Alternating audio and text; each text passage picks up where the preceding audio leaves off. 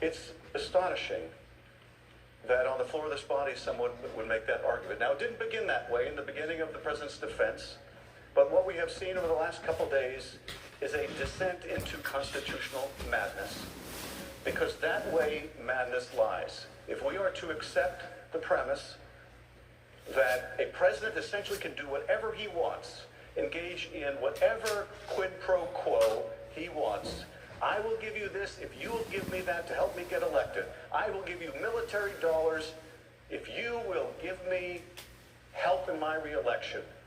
If you will give me illicit foreign interference in our election. Now, the only reason you make that argument is because you know your client is guilty and dead to rights. That is an argument made of desperation. Now, what's so striking to me is almost half a century ago, we had a president who said, well, when the president does it, that means it is not illegal. That, of course, was Richard Nixon. Watergate is now 40 to 50 years behind us. Have we learned nothing in the last half century? Have we learned nothing at all? It seems like we're back to where we were. The president says it, it's not illegal. Or Donald Trump's version, under Article 2, I can do whatever I want. Or Professor Dershowitz's point, if the president believes it helps his reelection, it is therefore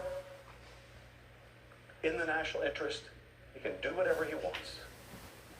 In fact, much as we thought that we progressed post-Watergate, and we enacted Watergate reforms, and we tried to insulate the Justice Department from interference by the presidency, we tried to put an end to the political abuses of that department. As much as we thought we enacted campaign finance reforms, we are right back to where we were half a century ago, and I would argue we may be in a worse place, because this time, that argument may succeed. That argument, if the president says it can't be illegal, failed. And Richard Nixon was forced to resign. But that argument may succeed here, now. That means we're not back to where we are. We are worse off than where we are. That is the normalization of lawlessness. I would hope that every American would recognize that it's wrong to seek foreign help in an American election, that Americans should decide American elections. I would hope, and I believe, that every American understands that, and every American understands that's true for Democratic presidents and Republican ones. I would hope that we would understand. I would hope that this trial would be one conducive of the truth. The senator asked what witnesses could shed light on when the president ordered the hold and why. Well, we know Mick Mulvaney would. That instruction came from OMB. You remember the testimony of Ambassador Taylor, the shock that went through the National Security Council and the shock he experienced in that video conference when it was first announced. And the instruction was, this comes through the president's chief of staff, OMB, but it's a direct order from the president. Well, Mick Mulvaney knows when that order went into place, and he knows why that order went into place, and he made that statement publicly, which he now wishes to recant. I'm sure he got an earful from the president after he did. But apparently it doesn't matter. None of that matters. Because if the president believes it's in his interest, it's okay.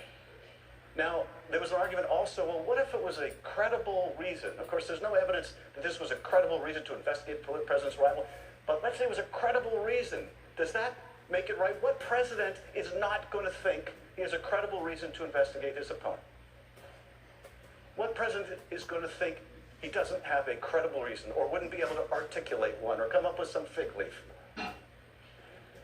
They compounded the dangerous argument that they made that no quid pro quo is too corrupt if you think it'll help your election. They compounded it by saying, and if what you want is targeting your rival, it's even more legitimate. That way, madness lies.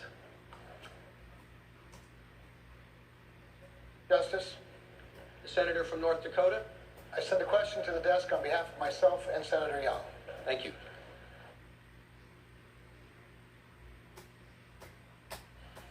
Senator Kevin Cramer, Republican of North Dakota.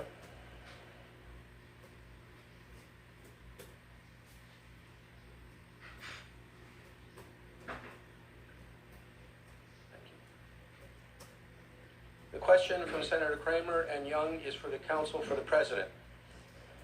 Manager Schiff regularly states that if the president is innocent, he would agree to all of the witnesses and documents that the managers want.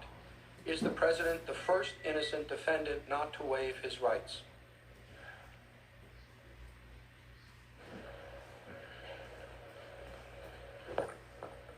Mr. Chief Justice, Senators, thank you for that question, because the answer is obviously no. The president is not the first innocent defendant who decided not to waive his rights. And I think it is striking and shocking that one of the arguments that has been repeatedly deployed by the House managers throughout these proceedings, we heard Manager Nadler say, only the guilty hide evidence. Only the guilty don't respond to subpoenas. And Manager Schiff say that this is not the way innocent people act. Well, of course, that's contrary to the very spirit of our American justice system, where people have rights, and asserting those rights cannot be interpreted as an indication of guilt. That is expressly forbidden by the laws and by the Constitution. And the Supreme Court explained in Bordenkircher versus Hayes, a case that's cited in our trial memorandum, that the very idea of punishing someone, which is what the House managers are attempting to do here with their obstruction of Congress charge, to say that if the president insists on the constitutional prerogatives of his office, if the president insists that, like virtually every president, at least since Nixon, and some going beyond further back to that, he's going to assert the immunity of his senior advisors to compelled congressional testimony. If he's going to assert those rights grounded in the separation of powers and essential for protecting constitutionally based executive branch confidentiality interests, we're going to call that obstruction of Congress and impeach him. And it's this fundamental theme running throughout both their obstruction charge and their arguments generally here, that if the president stands on his constitutional rights, if he tries to protect the institutional prerogatives of his office, which he is duty-bound to do for future occupants of that office, that's somehow an indication of guilt and shows that he ought to be impeached. And that's fundamentally antithetical to the American system of justice and to our principles of due process, to our principles of acknowledging that rights can be defended, that rights exist to be defended, and asserting those rights cannot be treated either as something punishable or as evidence of guilt. And there would be a long line of past presidents, as Professor Dershowitz pointed out, there are a lot of presidents who have been accused of abuse of power. There'd also be a long line of presidents who could have been impeached for quote-unquote obstruction of Congress if every time a president insisted upon the prerogatives of the office of the presidency and insisted on defending the separation of powers, that could be treated as something impeachable and as evidence of guilt. President Obama himself refused to turn over a lot of documents to the House.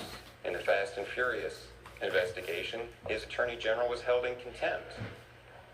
But no one thought that that was an impeachable offense.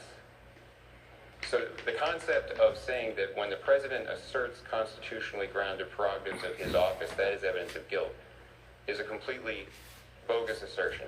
It's contrary to all the principles of our American justice system and the fundamental principles of fairness, and it ought to be rejected by this body. Thank you. Thank you, counsel.